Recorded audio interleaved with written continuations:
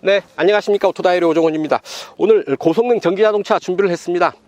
BMW i4 M50 오늘 준비를 해봤는데요. BMW M 브랜드 최초의 순수 전기자동차로 등장한 모델입니다. 자, 한눈에 봐도 그랑쿠페 디자인, 4시리즈 그랑쿠페 디자인 그대로 물려받았죠. M50 고성능 모델입니다. 전기차라고는 하지만 M 브랜드로 탄생한 이상 고성능을 포기할 수는 없죠. 앞뒤 차축에 각각 하나씩의 모터, 모두 2개의 모터를 적용을 해서 최고 출력 무려 544마력의 힘을 냅니다. i4 이 준중형 크기의 차급에 544마력의 힘을 담아 놓았다는 것 상상만으로도 즐거운데요. 과연 어느 정도의 느낌을 받을 수 있을지 잠시 후에 시승을 통해서 느껴보기로 하고요. 그 힘의 원천 배터리인데요. 리튬이온 배터리 84kWh짜리 리튬이온 배터리를 적용을 하고 있습니다. 그 배터리를 다 쓰는 게 아니고요. 100% 다 쓰는 게 아니고 약 81.7kW까지만 사용을 하고 나머지는 배터리 안전 마진으로 남겨 놓은 거죠. 2개의 모터를 사용한 사륜구동 시스템 적용을 하고 있죠. 여기에 어댑티브 M 서스펜션, M 스포츠 브레이크로 고성능을 받쳐주고 있습니다. 전기차에서 사륜구동 시스템이라는 것은 곧 고성능의 의미를 담고 있죠. 전륜구동 혹은 후륜구동인 경우에는 모터 하나만 사용하게 되는데요. 사륜구동을 위해서는 어차피 각 차축에, 앞뒤 차축에 모두 모터를 사용하게 돼서 2개의 모터가 반드시 필요하게 됩니다. 그래서 힘도 더 세게 되죠. 그만큼 전기자동차에서는 사륜구동이라는 의미가 고성능이라는 의미와 마찬가지다, 같은 의미다 라는 점 말씀을 드리고요. 이 차 아주 잘 달리기 위한 고성능을 위한 몇 가지 장치들을 갖추고 있습니다. 무게중심이 일단 낮습니다. 3시리즈 세단 대비 약 35mm가량 무게중심을 낮춰 놓아서 좀 더 안정되게 달릴 수 있게 해 놓았고요. 공기저항계수 0.24에 불과합니다. 0.24면 아주 최저 수준이죠. 우리가 만나볼 수 있는 자동차 공기저항계수의 최저 수준이라고 볼 수가 있는데, 그만큼 바람의 저항, 공기의 저항을 피하면서 잘 달릴 수 있도록 에어로다이나믹 디자인을 적용하고 있다고 이해하시면 되겠습니다. 또한 뒷 서스펜션은 에어 서스펜션, 에어 스프링을 적용을 하고 있습니다. 그래서 좀 더 안정감 있는 주행과 더불어서 편안한 승차감까지 배려를 하고 있는데요. 과연 실제로 그 느낌 어떤지 잠시 후에 달려보면서 느끼기로 하고요. 이 차의 판매 가격 최고급 트림 M50 프로인 경우에 8,660만원에 책정이 되어 있는데요. 최대로 받게 되면 약 540만원가량 전기차 구매보조금 기대를 할 수가 있습니다. 하지만 뭐 이 정도 고성능 전기자동차를 타는데 500만원, 540만원 정도 구매보조금 받지 못한다고 구매를 포기할 정도의 그런 차는 아닌 듯 하고요. 540만원 정도 구매보조금 받을 수 있으면 좋지만 못 받게 된다면 뭐 그 정도 포기할 수 있는 그런 정도의 매력 있는 차가 아닐까 싶습니다. 자, 과연 어떤 느낌을 받게 될지요. 직접 시승을 통해서 그 느낌 여러분들과 공유해 볼까 합니다. 좋아요, 구독하기 잊지 마시고요. 오늘도 저와 함께 하시죠. 출발합니다.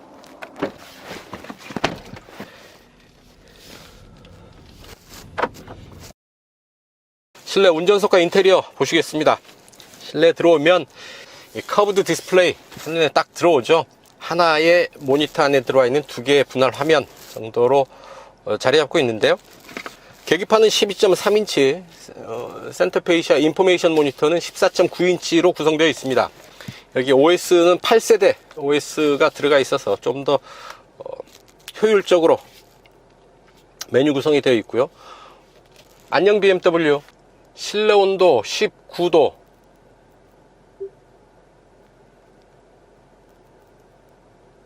다시 시도하시거나 도움말이라고 말씀하십시오. 더워요. 온도를 낮춥니다.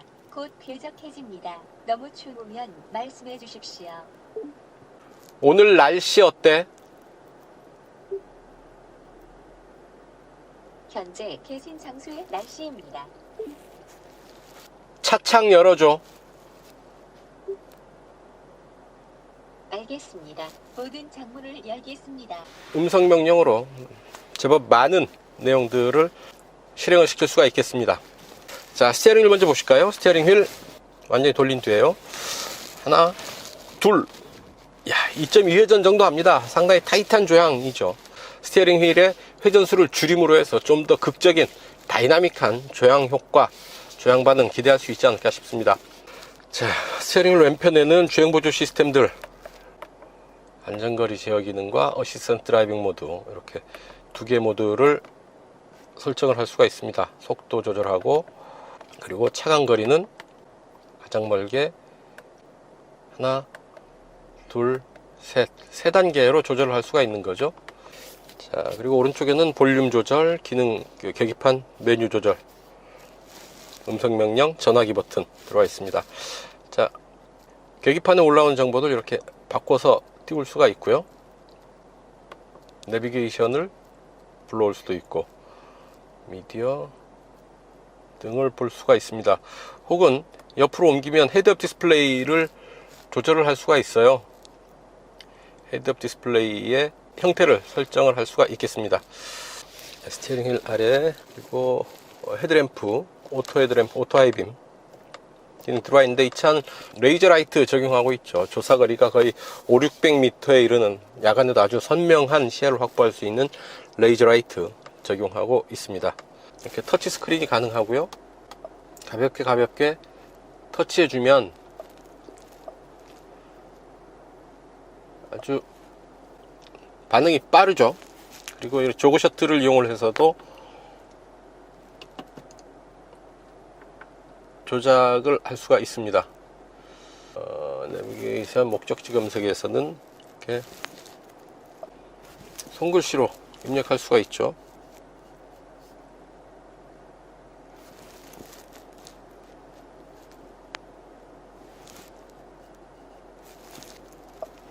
이렇게 손글씨로 입력을 할 수도 있겠습니다. 자, 메인 화면, 홈 화면을 누르면 위젯을 이렇게 추가할 수가 있겠습니다. 추가하거나, 혹은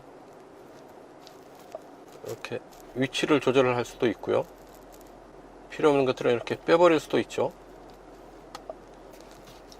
다음에 자동차 주행 데이터 이렇게 볼 수가 있고요. 이렇게 손가락 갖다 대고 돌리면 차의 모습을 아주 다양한 각도로 보여주네요. 자, 적응식 콘텐츠를 하게 되면 이 주행 모드에 따라서 올라오는 내용들이 달라집니다. 이렇게 지금 에코 프로면은 예측 가속 이 부분이 나오고요. 스포츠로 하게 되면 출력, 토크, 회전수 등을 보여주고 있죠. 안드로이드 오토 무선으로 연결이 됩니다. 하만 카돈 오디오 들어와 있는데요. 어느 정도인지 음악 한번 들어보시죠.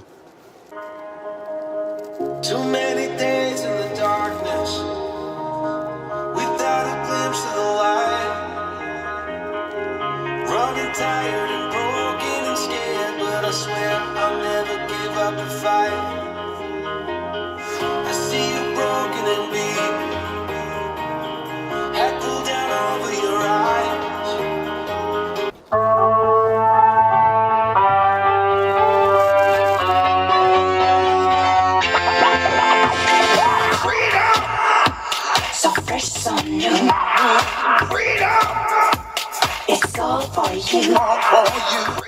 자, 이렇게 아주 실내를 꽉 채우는 양질의 소리 들을 수가 있습니다. 귀가 멍멍하네요. 소리도 소리지만 이 스피커를 통해서 전달되는 울림이 좀 더 기분 좋게 이런 오디오를 들을 수 있게 해주는 것 같습니다.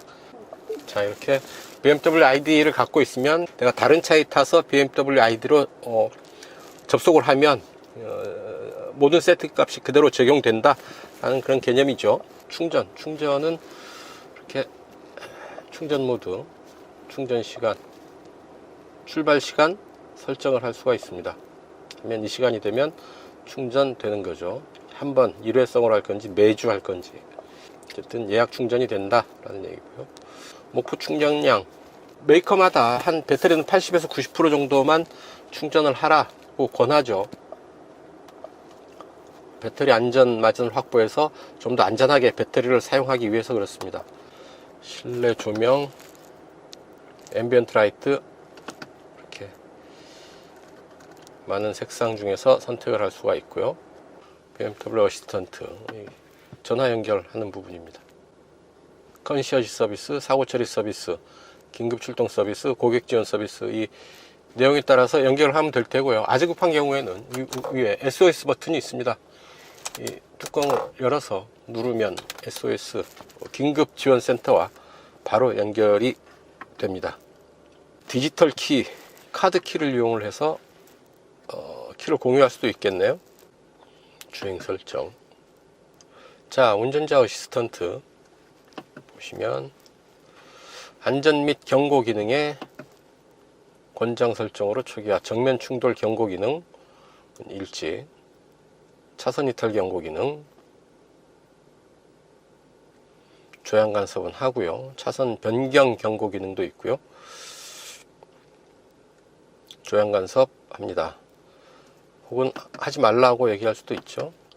자, 구동장치 및 차체, 회생제동과 관련된 기능 여기서 볼 수가 있을 텐데요. 뒤에서의 회생제동이 이렇게 적응시 높음, 중간, 낮음 이렇게 선택을 할 수가 있다라는 얘기죠.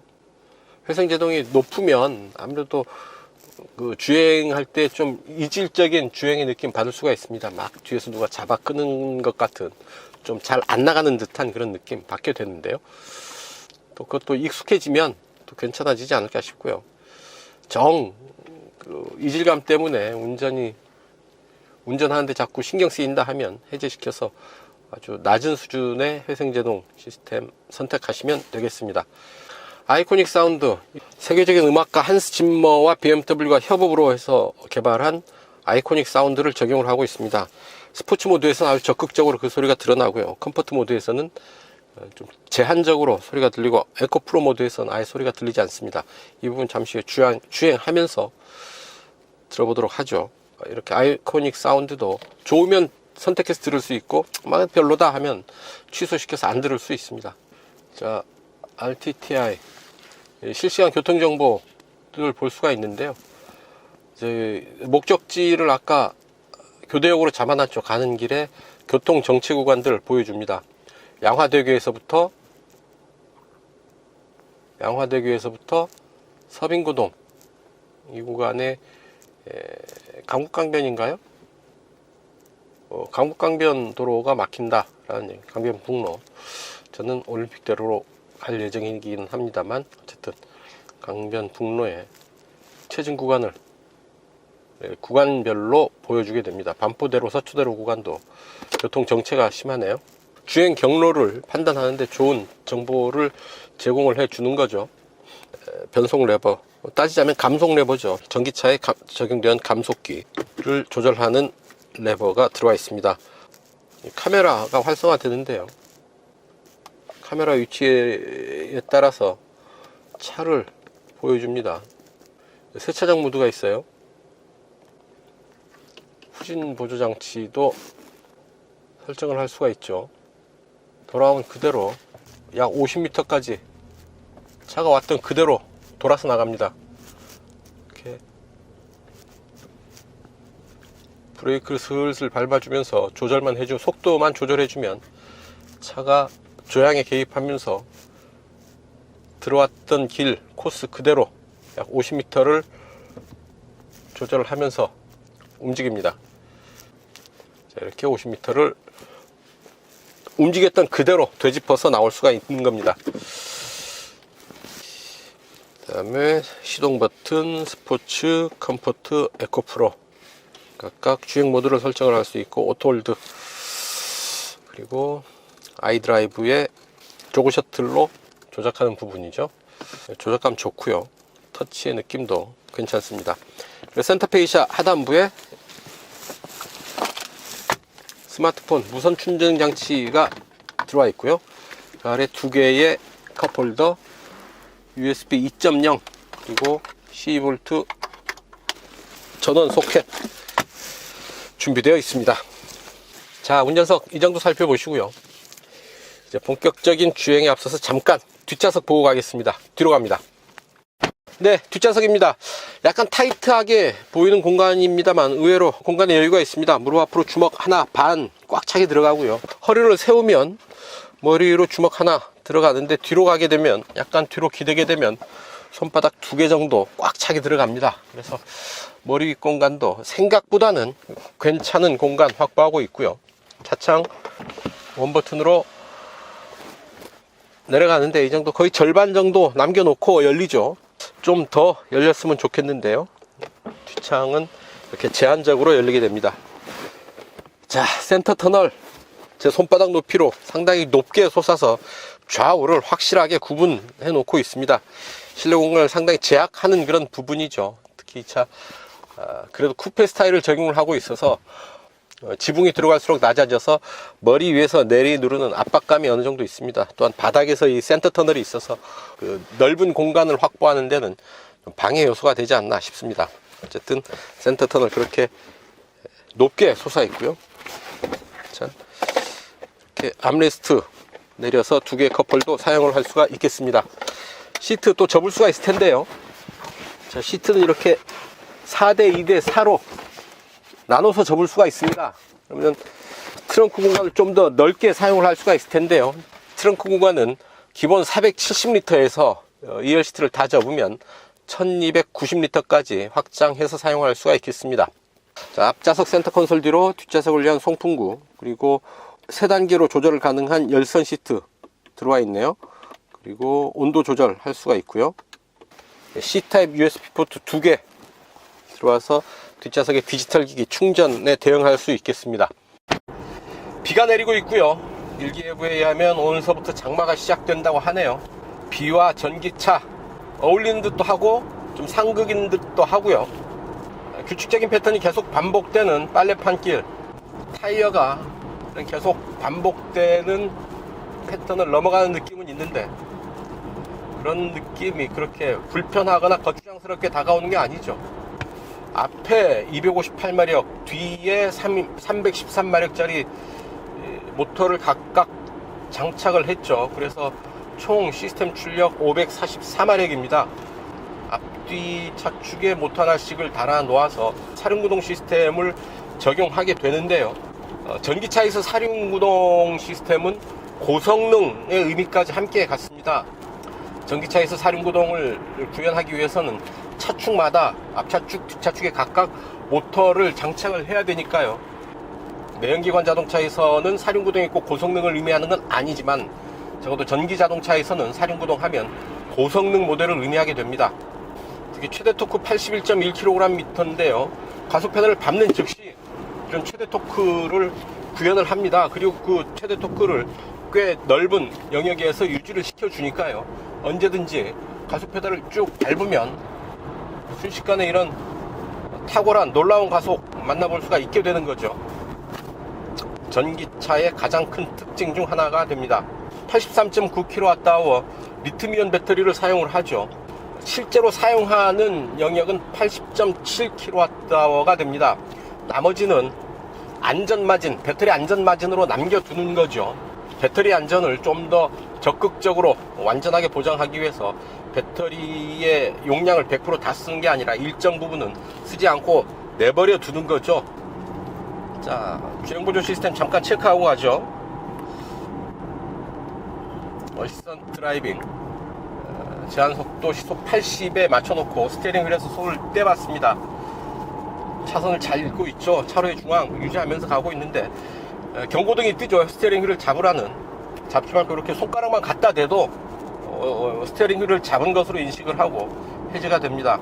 즉 그동안에는 스티어링 휠에서 스티어링 휠을 잡으라는 경고가 뜨면 핸들을 살짝 흔들어 줘야 경고가 해제가 됐는데요. 이제는 핸들을 흔들지 않아도 그냥 가볍게 스티어링 휠에 손가락만 갖다 대도 인식을 하고 해제를 시켜줍니다.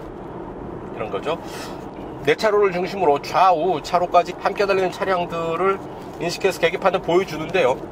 차 형태, 승용차인지 상용차인지까지 큰 차인지 작은 차인지를 이렇게 인식해서 보여주고 있는 거고요. 잠깐 속도를 좀 올려보면 이렇게 굽어 돌아나가는 길인데도 차선을 잘 읽으면서 가고 있죠. 자율운전 2단계 정도 될 텐데요. 2단계에서 상당히 개선된 형태의 완성도 높은 주행보조 시스템의 성능, 기능 보여주고 있습니다. 하지만 분명한 것 아직 스티어링 휠에서 완전히 손을 뗄 단계는 아니다 라는 얘기죠. 주행 보조 시스템인 만큼 운전자는 늘 운전에 집중해야 되겠습니다. 이런 주행 보조 시스템들은 운전자가 아차하고 놓치는 부분, 미처 챙기지 못한 부분들을 보조해주는 그런 의미로 이해하고 이용을 해야 되겠죠. 자, 타이어는 앞에 245-40R19, 뒤에 255-40R19 사이즈의 타이어 적용하고 있고요. 뒷 타이어에 에어스프링, 에어 서스펜션 적용하고 있습니다. 그래서 승차감을 좀 더 개선해주는 효과를 누릴 수가 있고요. 자, 사륜구동 시스템을 적용하고 있는데 48대 52로 앞뒤 무게 배분이 이루어져 있습니다. 거의 50대 50에 가까운 거죠. 그만큼 이상적으로 무게 배분을 완성하고 있고, 무게중심은 또 낮습니다. 3세대 세단 대비 약 53mm 정도 낮다고 하는데요. 그만큼 무게중심이 낮은 데다가 사륜구동 시스템을 적용하고 있고, 40 시리즈 광폭 타이어에 뒤에 에어 서스펜션 적용하고 있어서 고속주행에서 상당히 안정된 느낌, 반응 받을 수 있지 않을까 싶습니다. 에코모드에서 속도를 좀 내는데 엔진 소리가 전혀 들리지 않죠. 컴포트 모드에서 이 정도 소리가 들리고요. 그리고 스포츠 모드로 올리면 좀 더 적극적으로 소리를 드러내는 반응 들을 수가 있겠고, 아주 빠른 속도인데도 그렇게 바람 소리가 거칠지 않습니다. 조용한 편이다 라고 해도 좋을 정도인데요. 이 차 공기저항계수 0.24라는 것, 그만큼 공기의 저항을 덜 받는 에어로다이나믹 스타일의 디자인을 완성하고 있다라는 얘기가 되겠죠. 좀 끝까지 한번 밟아봅니다. 킥다운 버튼은 없고요. 자, 이 끝에서는 이런 정도의 소리 들을 수가 있겠습니다. 경우에 따라서 이런 소리를 듣기 싫다 하는 경우에는 센터페이시아의 이 모니터에서 그 부분을 또 소리가 들리지 않도록 조정을 할 수가 있으니까요. 자, 또한 주행하다가 변속 레버를 왼쪽으로 밀면 회생제동 시스템을 적극적으로 활용하는 B 모드가 활성화됩니다. B 모드를 택하게 되면 원페달 드라이브, 그러니까 가속 페달 하나로 가속, 감속, 정지까지 가능하게 됩니다. 가속 페달에서 발을 떼는 즉시 회생제동 시스템이 작동을 하면서 마치 브레이크를 거는 것만큼이나 좀 강한 제동의 느낌, 뒤에서 잡아당기는 정도의 느낌 받게 됩니다.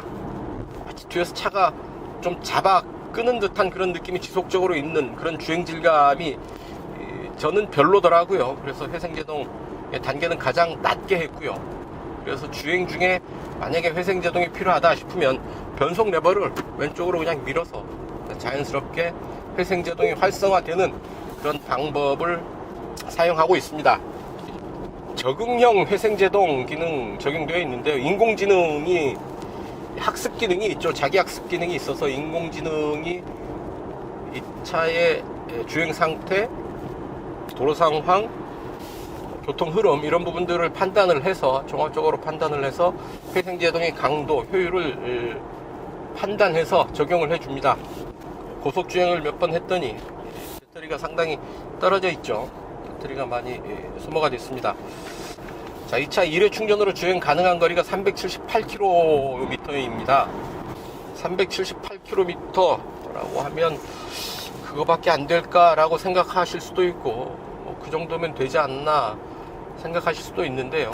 지금 보면 배터리 51%, 50%라고 한다면 주행 가는 거리가 지금 250km입니다. 그러면 배터리 100%면 500 계기판상으로 500km는 충분히 가겠다라는 얘기고요. 500km 가면 충분하지 않습니까? 시속 100에서 제동 한번 해봅니다. 자, 앞뒤로 차가 없는 것 확인했고요. 제동 갑니다. 하나, 둘, 셋. 그렇지. 완벽하게 제동 반응을 하고 있습니다.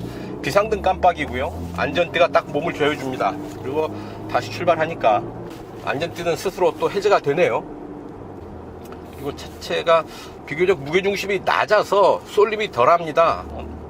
강하게 제동을 하니까 물리적인 반응을 완전히 없앨 수는 없지만 차체가 앞으로 기울어지는 정도도 그렇게 심하지 않아서 좀 거칠게 제동했지만 비교적 안정된 자세를 유지하면서 제동을 마무리하고 있다 라고 말씀을 드리겠습니다.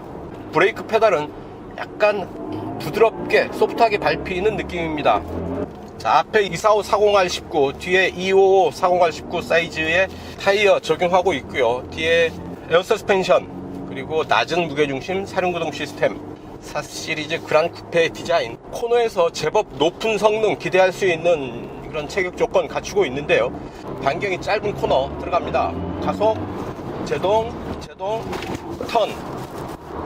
와, 좀 더 평소보다 빠른 속도입니다. 야, 대단합니다. 자, 평소에 제가 저 코너를 돌아 나오는 것보다 한 20-30% 좀 더 빠른, 아주 빠른 속도로 코너에 진입을 했는데요. 중간에 속도를 줄이면서 자세를 교정할 필요 없이 진입 속도 그대로 또 중간에 지나면서는 조금 더 가속을 하면서 코너를 빠져나올 수 있었습니다.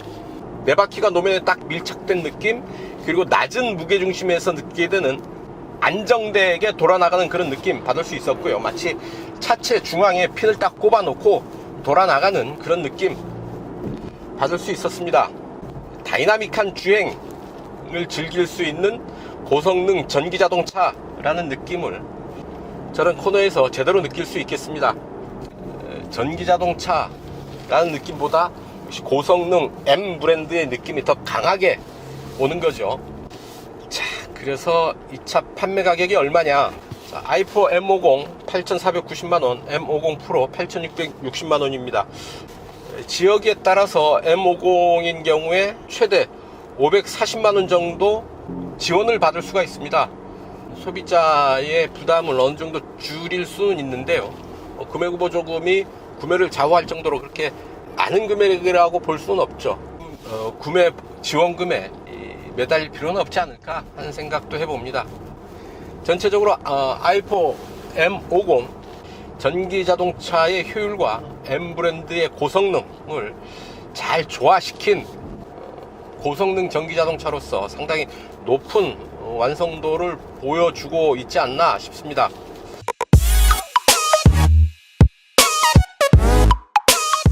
네, 제로백 테스트 하겠습니다. 이 차 공차 중량 2260km입니다. 최고 출력, 총 시스템 출력 544마력이니까요. 마력당 무게비 약 4.15kg 됩니다. 시속 100km, 약 5초 정도에 끊을 수 있지 않을까 기대되는 성능인데요. 메이커가 밝히는 이 차의 시속 100km 가속 시간은 3.9초입니다. 엔진 출력 이렇게 보면서 달려보죠. 주행 모드는 스포츠의 스포츠 부스트 선택을 합니다. 자, 출발합니다. 하나, 둘, 셋. 런치 컨트롤도 활성화가 되죠.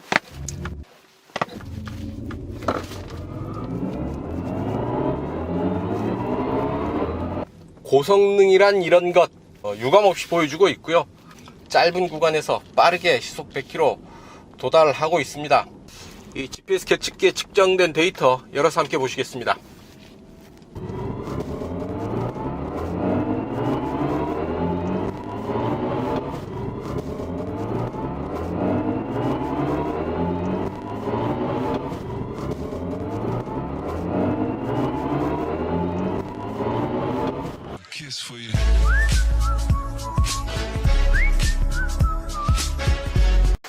이제 시승을 마치고 돌아갈 때가 되니까 이제 비가 내립니다. 장마의 시작을 알리는 비인데요. 그나마 시승 도중에 만나지 않아서 다행이네요. 돌아가는 길 연비 테스트 하겠습니다. 2차 공인복합 연비 리터당 4.1km로 인증을 받았습니다. 고속도로 시내주행 복합 연비 다 4.1로 인증을 받았네요. 공차 중량이 2260km에 달하는데요. 무거운 몸에 비해서 비교적 괜찮은 연비 아닌가 싶습니다. 이곳 파주 헤이리 마을을 출발해서 서울 지하철 2호선 교대역까지 달려갈 텐데요. 극심한 지연이 예상된다 라는데요.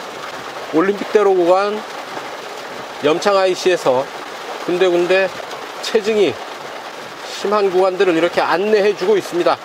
가는 길 만만치 않을 텐데요. 어쨌든 뭐 각오하고 정해진 코스대로 이동하도록 하겠습니다. 주행 데이터 트림미터를 보면서 가겠습니다. 개별 설정을 초기화하면 리셋됐죠. 그러면 주행모드 에코 프로를 선택을 해서 출발합니다. 에어컨 온도, 실내 온도 21도로 가도 괜찮을 듯 합니다. 21도, 풍량 매우 약하게 설정을 해서 움직입니다. 이렇게 비 내리는 날 충전해도 되나? 라는 궁금증들 있으실 텐데요. 기본적으로 이런 비 오는 날에 충전해도 괜찮을 정도로 충전시설, 충전 시스템들이 설계되고 제작되어 있습니다. 하지만 만에 하나 있을지도 모르는 그런 예기치 못한 사고들도 있을 수 있기 때문에 비 오는 날 야외에서의 충전은 가급적 피하는 게 낫지 않을까 말씀드려 봅니다. 네, 자유로 따라서 달려왔습니다. 지금 행주대교 북단이고요. 이곳까지 연비 kWh당 4.4km 기록하고 있습니다. 네, 비가 계속 내리고 있고요. 지금 오후 1시 40분인데 저녁처럼 어둡습니다. 비가 내리고 어두워서 차선도 제대로 보이지 않죠. 또한 이럴 때 유용한 게 주행 보조 시스템이죠. 자, 드라이빙 어시스턴트 플러스 적용되어 있는데요. 작동시켜서 움직이면 어둡고 차선이 안 보이는, 그래서 시야에 장애를 겪는 부분을 훌륭하게 보완할 수가 있습니다. 차가 스스로 차선을 읽고 앞차와의 차간 거리도 조절해주고 스스로 판단해서 움직이기 때문에 상당히 편하게 그리고 안전하게 움직일 수가 있다라는 얘기죠. 이런 밀리는 길에서는 회생제동의 강도를 적응식으로 하게 되면 좀 더 편하게 움직일 수가 있죠. 주행 상황에 맞춰 차가 알아서 판단을 해서 회생제동의 강도를 적용해 주게 됩니다. 혹은 회생제동의 강도를 높게 하게 되면 가속 페달에서 발을 땜과 동시에 마치 브레이크를 잡은 것처럼 강한 제동이 일어나게 되죠. 이를 통해서 회생제동 시스템, 좀 더 회수되는 에너지의 양이 좀 더 많아집니다. 하지만 개인적으로 이런 체증길에서는 회생제동의 강도를 좀 높게 해서 원페달 드라이브 방식으로 운전하는 것도 괜찮은 선택이겠죠. 하지만 그 주행의 이질감 때문에 저는 회생제동의 강도를 좀 낮게 하고요. 가능하면 탄력 주행을 좀 더 하는 방향으로 선택을 했습니다. 그나마 이게 드라이빙 어시스턴트가 작동이 되면 좋고요. 이제 비가 아주 폭우가 쏟아지는 수준으로 비가 내릴 때는 또 작동이 안 되는 경우가 생깁니다. 아하, 문제가 있네요. 사용할 수 없다고 나오는데,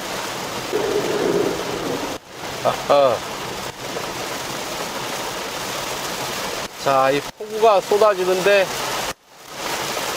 이 주행보조 시스템 사용할 수가 없어서 좀 아쉽네요. 아무래도 이런 악천 후에는 이 주행보조 시스템의 한계가 또 있나 봅니다. 그래도 그럴 것이 엄청나게 지금 쏟아지고 있고요. 군데군데 물들이 고인 곳을 지날 때는 아찔아찔합니다. 천지 구분을 못할 만큼 비가 많이 내릴 때에는 드라이빙 어시스턴트 시스템이 제대로 작동 안 하는 경우가 있지만 아주 폭우가 내리는 경우일 테고요. 지금도 비가 제법 많이 내리는데 정확하게 작동하고 있습니다. 자, 이 체증 구간 지나고 있는데 연비 그렇게 떨어지지가 않습니다. 전기자동차는 모터 기반으로 주행을 하기 때문에 체증 구간이라고 특히 더 연비가 떨어지는 경우는 없죠. 체증 구간에서도 연비 유지하면서 이동하고 있고요. 다만 시간은 좀 더 걸리죠. 지금 48분, 50분이 다 된 시간인데요. 이 시간이면 평소 같으면 동작대교 남단에 이르렀어야 하는 시간인데 지금 가양대교에서 이동하고 있습니다. 네, 올림픽대로 동작대교 남단 이수교차로 분기점입니다. 이곳까지 연비 kWh당 4.9km 기록하고 있습니다. 네, 꽉 막힌 도심 뚫고 약 5km 달려왔고요. 이제 최종 목적지 교도역 내거리에 앞차 따라서 신호대기로 정지했습니다. 최종 연비 kWh당 4.8km 기록했습니다. 파주 해일이 마을 출발해서 1시간 38분 동안 달려왔습니다. 55.9km 달려왔고요. 회생제동 시스템을 통해서 약 3.3km 정도의 전력을 회수한 것으로 나타나고 있습니다. 공인복합 전비가 kWh당 4.1인데요. 이보다는 훨씬 좋은 연비 기록하고 있습니다만 기대에는 다소 못 미치지 않았나 싶습니다. 오늘 폭우에 주행 여건이 최악이었습니다. 평소에 1시간, 많아야 1시간 10분, 20분 정도의 거리인데 1시간 40분을 달려온 것만 보아도 오늘 주행 환경이 아주 안 좋았다는 것 알 수가 있겠죠. 그런 악조건에서도 이 정도의 연비 보였다는 데 의미가 있지 않을까 싶습니다. 특히나 거의 대부분의 구간에서 비가 많이 내렸는데요. 노면의 빗물 때문에 타이어에 주행 저항이 많이 걸렸을 텐데요. 연비는 안 좋았겠죠. 그럼에도 불구하고 이 정도의 연비 보였다는데 의미가 있지 않았나 싶습니다. 지금 최종 목적지에 도착을 했을 때 배터리 15%, 주행 가는 거리 60km가 남았는데요. 이런 알림이 뜹니다. 주행 거리가 짧습니다. 충전소를 표시하겠습니까? 주위에 이렇게 충전소를 표시해 주는 거죠. 무궁화 공영주차장에 가서 충전하고 가겠습니다.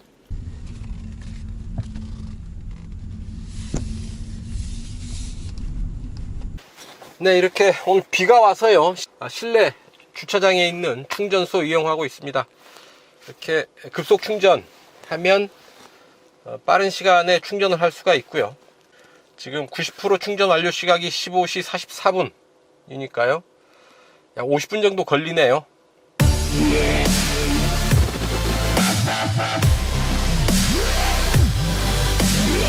네, 단도직입입니다. 네, 2차 BMW i4 M50 타면서 느꼈던 사소한 불편함 몇 가지 단도직입적으로 말씀을 드리겠습니다. 룸미러의 시야가 제한적입니다. 2차 그랑 쿠페 스타일을 적용을 하고 있기 때문에 지붕이 들어갈수록 낮아지죠. 그래서 룸미러의 상단 부분은 지붕이 어느 정도 덮어버립니다. 그리고 하단은 뒷좌석의 헤드레스트 3개가 나란히 산처럼 걸쳐져 있어서 룸미러의 유효 면적이 절반도 채 안 됩니다. 물론 사이드미러를 통해서 부족한 후방 시야의 상당 부분을 보완을 할 수는 있지만 어쨌든 룸미러를 통한 후방 시야는 상당히 제한적이다 라는 말씀 드립니다. 또 하나, 패들 시프트가 없습니다. 고성능 모델인데 패들 시프트가 없습니다. 상당히 아쉽고 허전하죠. 그래서 자꾸 주행 중에 손이 패드를 찾아 헤맵니다. 고성능 모델이라고 한다면 패들은 적용해 주는 게 맞지 않나 하는 생각입니다. 물론 기어 변속을 위한 패들은 아니겠죠. 패드를 통해서 회생제동의 강도를 조절하는 방법을 더 추가하면 좋지 않을까 하는 생각 해봅니다. 고성능 모델인데 그냥 스티어링 휠만 쥐고 있으려니까 좀 답답합니다. 뭔가 운전자가 운전에 드라이빙에 개입해야 되는데 개입하고 싶은 욕구가 치솟는데 어떻게 할 방법이 없습니다. 고성능 모델을 운전하는 재미를 제대로 느끼기는 좀 힘들다라는 말씀 드립니다. 네, 지금까지 BMW i4 M50 시승을 했습니다. 전기차지만 고성능입니다. 고성능 전기자동차의 진면목 이 차에서 제대로 만나볼 수 있었고요. 543마력 81.1kgm의 토크를 바탕으로 아주 중저속에서는 물론이고 고속 구간에까지 거침없이 내달립니다. 그리고 도로에 밀착하는 아주 우수한 주행질감 만나볼 수가 있었는데요. 차체가 낮은 데다가 무게중심이 상당히 낮죠. 그리고 여기 고성능을 뒷받침해주는 사륜구동 시스템, 어댑티브 M 서스펜션, 그리고 M 스포츠 브레이크 시스템까지 이런 고성능을 제대로 뒷받침해주면서 아주 완성도 높은 고성능의 모습을 보여주고 있었다라는 얘기죠. 고성능이라고 그렇게 딱딱하고 거친 면모를 보여주는 건 아니고요. 뒷차축에 에어 서스펜션을 적용하는 등 승차감에도 어느 정도 신경을 많이 썼습니다. 그래서 전체적으로 다루기 쉬운 고성능의 면모를 만나볼 수가 있었고요. 여러가지 안전 및 주행 편의 장비들 그리고 여러가지 인포테인먼트 시스템을 통해서 좀 더 편하고 재미있는 운전도 가능했다라는 말씀 드립니다. 판매 가격 i4 M50 프로인 경우에 8,660만원에 책정되어 있고요. 지역에 따라서 다르지만 전기차 구매보조금 최대로 받는다면 약 540만원 정도 기대할 수가 있습니다. 하지만 구매보조금 받으면 좋고 못 받는다고 하더라도 8,660만원의 가치는 충분하지 않을까? 전기차 보조금에 구애받지 않는, 구애받을 필요가 없는 차가 아닌가 하는 생각 해봅니다. 어쨌든 고성능 전기자동차로서 상당히 깊은 인상을 남겨줬다라는 말씀 드리면서요, 오늘 시승 여기서 마칠까 합니다. 여러분들 좋아요, 구독하기 부탁드리고요. 시청해 주셔서 감사합니다. 지금까지 저는 오토다이어리 오종훈이었습니다.